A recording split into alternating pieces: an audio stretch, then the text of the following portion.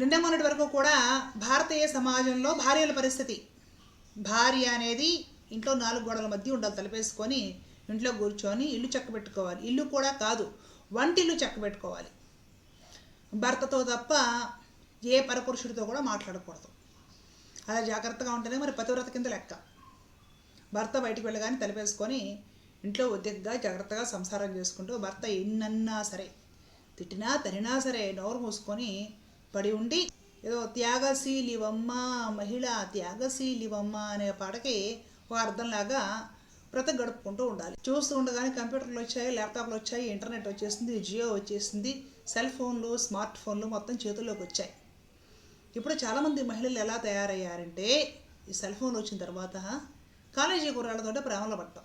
2 పిల్లలు, 3 పిల్లలు, 4 పిల్లలను కానీ మహిళలు, 35 సంవత్సరాలు దాటిన మహిళలు, 40 ఏళ్ల మహిళలు కాలేజీకి వెళ్ళే కుర్రాళ్ళతోటి, లేదా కాలేజ్ చదువు అయిపోయిన ఒక 23, 24, 25 ఏళ్ల లోపు కుర్రాళ్ళతోటి ప్రేమలో పడిపోయి భర్తను, పిల్లలను, ఇల్లు వాకిలి, సంసారాన్ని, కుటుంబాన్ని విడిచిపెట్టేసి వాడితో ఎగిరిపోవడం. ఈ కేసులు ఈ మధ్య కాలంలో మన భారతీయ సమాజంలో బాగా ఎక్కువైపోయాయి. కారణం ఏంటంటే ఏం లేదు, స్వల్పకాలికమైన ఆకర్షణ. ఇంట్లో చిరాగ్గా ఉంటుందన్నమాట. సర్టన్ పీరియడ్లో మహిళలకి, అందులోనూ మధ్యతరగతి మహిళలకి కాస్త చిరాగ్గా ఉంటుంది. పిల్లల్ని కానీ 2 పిల్లలు, 3 పిల్లలు, ఆ పిల్లలకి ఎప్పుడు చాకరీలు చేస్తూ, ఇంట్లో మది రోజు ఎన్నో పనులు చేస్తూ, ఆ పిల్లలకి ఇంట్లో వండేయడము, ఆ పిల్లల గోల చూసుకుంటూ, ఇంకా అత్త మామ ఉంటే వాళ్ళ గోల చూసుకుంటూ, ఈ భర్త అనేవాడు ఉద్యోగం చేసుకుంటూ పని చేసుకుంటూ పగలబోయి రాత్రి వస్తాడు పట్టించుకోక. అవునా కాసేపు కూడా ఈ భార్యని చీటికి మాటికి విసుక్కోవడము, ప్రేమించకుండా, భార్యను దగ్గర తీయకుండా, ఇంకా చెప్పండి బూతులు తిట్టడము, తాగడం. అంటే వీళ్ళకి ఎక్కడి నుంచి కూడా ప్రేమను ఆశించడానికి లేదనమాట. భర్త అనేవాడు ప్రేమించడం, పట్టించుకోడు. ఇంట్లో పిల్లలకి ఉదయం నుంచి రాత్రి వరకు ఊడిగం చేయాలి, పెద్దవాళ్ళు ఎవరైనా ఉంటే వాళ్ళకి ఊడిగం చేయాలి, ఇంట్లో పడి ఉండాలి. ఒక యాంత్రికంగా బతుకు తయారవుతుంది. అదే టైంకి కరెక్ట్గా సెల్ ఫోన్లో, ఇన్స్టాగ్రామ్లోనో, ఫేస్బుక్లోనో ఎవడో ఒకరు తగులుతాడు మనకు. అవతలవాడు ఖాళీగా ఉంటాడు, పైగా కుర్రాడు, తీయగా మాట్లాడతాడు.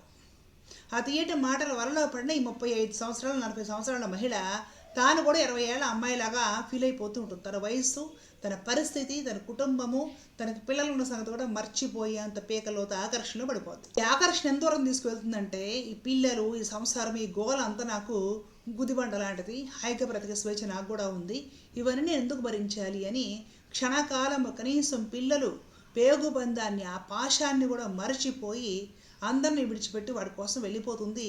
ఇంకొందరు మహిళలు అయితే పిల్లల్ని అడ్డం ఉన్నారని చంపేసి మరి ప్రియుడితో వెళ్ళిపోతున్నారు. అలాంటి కథనాలు కూడా మనం చూస్తున్నాం న్యూస్లో. తాజాగా ఒక ఘటన, ఉత్తరప్రదేశ్లో 35 సంవత్సరాలు దాటిన ఒక మహిళ, ఆ ఇల్లాలికి 4 చిన్నపిల్లలు ఉన్నారు. ఎవడో 24 ఏళ్ళ కుర్రాడు తగిలాడు. ఇంకి అంతే, మనసు ఇచ్చేసేసి ఈ గుదిబండలన్నీ ఎవరు భరిస్తారులే, హ్యాపీగా ఎగిరిపోవచ్చు అనేసి ప్రియుడితో ఎగిరిపోయింది.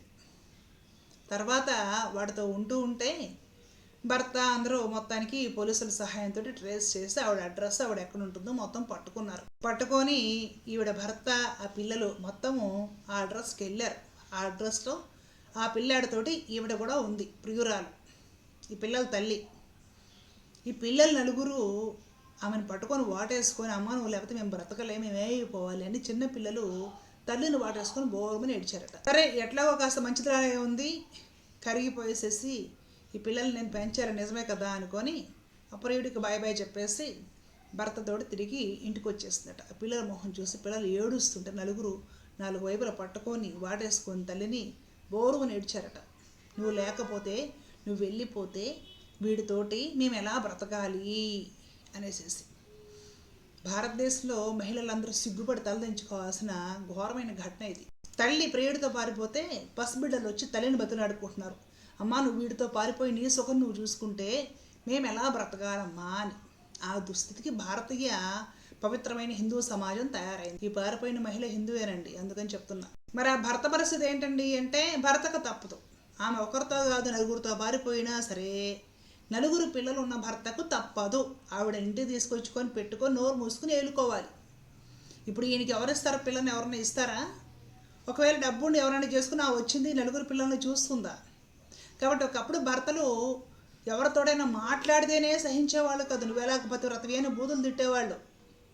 నువ్వు ఎవరితో మాట్లాడడానికి వీళ్ళు తలిపేసుకొని ఇంట్లో పడి ఉండాలి, వంటలు సముదాయించుకోవాలి, పిల్లల్ని పెంచుకోవాలి, నేను తిడితే తిట్టించుకోవాలి, తాగొచ్చి కొడితే కొట్టించుకోవాలి, అది నీ బతుకు అని మహిళలకు శాసనాలు రాశారు వీళ్ళు. ఇప్పుడు పరిస్థితి ఎలా తయారైందంటే ఈతడి భార్య ఇంకొకరితో లేచిపోయినా కూడా బతుకులు అడుగుని ఇంటికి తీసుకొచ్చి ఏలుకోవాలి.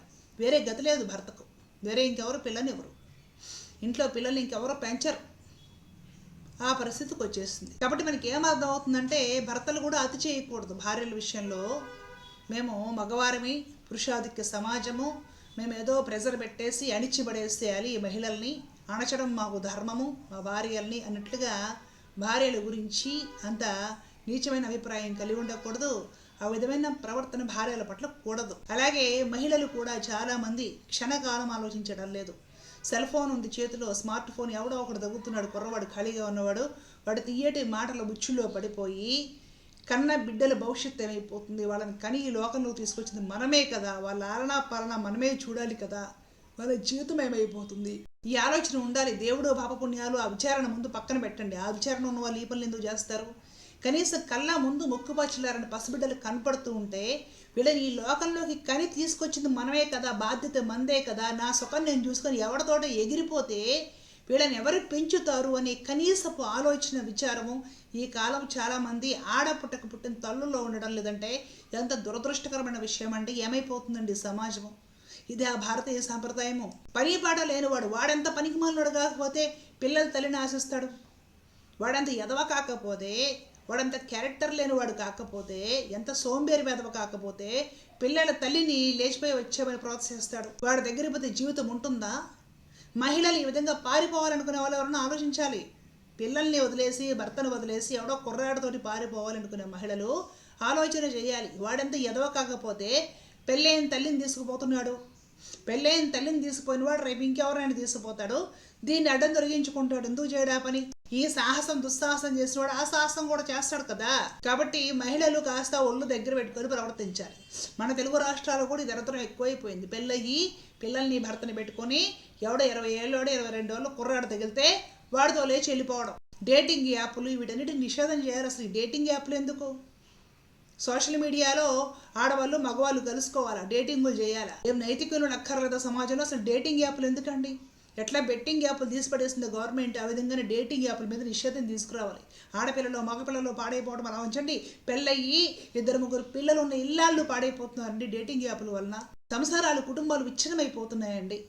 తల్లి ఎవరితోటో లేసిపోయి సుఖం చూసుకుంటుంటే పిల్లలు అనాథలైపోతున్నారండి. ఎవరు పెంచుతారండి ఆ పిల్లల్ని? మధ్యకాలంలో 2 పిల్లలు ఉన్న తల్లులు 30-35 సంవత్సరాలున్న తల్లులు ఇల్లాళ్ళు 20-25 ఏళ్ళు కూడా లేని కుర్రాళ్ళతో లేచిపోయే కేసులు భారతదేశంలోనూ ఉభయ తెలుగు రాష్ట్రాల్లో కూడా ఎక్కువైపోతున్నాయి. మారాలండి, ఈ పద్ధతి మారాలండి. సమాజం నాశనం అయిపోతుంది ఈ డేటింగ్ యాప్స్ వలన. 35 ఏళ్ళు 40 ఏళ్ళు వచ్చి కూడా ఆకర్షణ మోజులో పడి కన్న బిడ్డలను కూడా మర్చిపోయి వదిలేస్తే ఎలాగా? ఏమి నైతికులు ఉన్న సమాజంలో ఆలోచించండి ఒకసారి. ఈ డేటింగ్ యాప్లు ఆగిపోయేంత వరకు, ఇవి సోషల్ మీడియాలో కనిపించకుండా పోయేంత వరకు ఒక ఉద్యమంలాగా చేసుకురావాలండి. సామాజిక కార్యకర్తలు అందరూ కూడా సమాజం బాగుండాలనుకున్న ప్రతి ఒక్కళ్ళు కూడా ఈ విషయం గురించి సీరియస్గా తీసుకోండి. అలాంటి సోషల్ మీడియాలో పోస్టులు పెట్టండి, అలాంటి కామెంట్స్ పెట్టండి, అలాంటి వీడియోస్ చేయండి. గవర్నమెంట్ వరకు తీసుకెళ్ళి ఈ డేటింగ్ యాప్లు కంప్లీట్గా సోషల్ మీడియా నుండి తొలగించేందుకు ప్రయత్నం చేద్దాం. తద్వారా నైతికులతో కూడిన మంచి సమాజాన్ని, మంచి కుటుంబాలను నిర్మించుకుందాం. జై హింద్.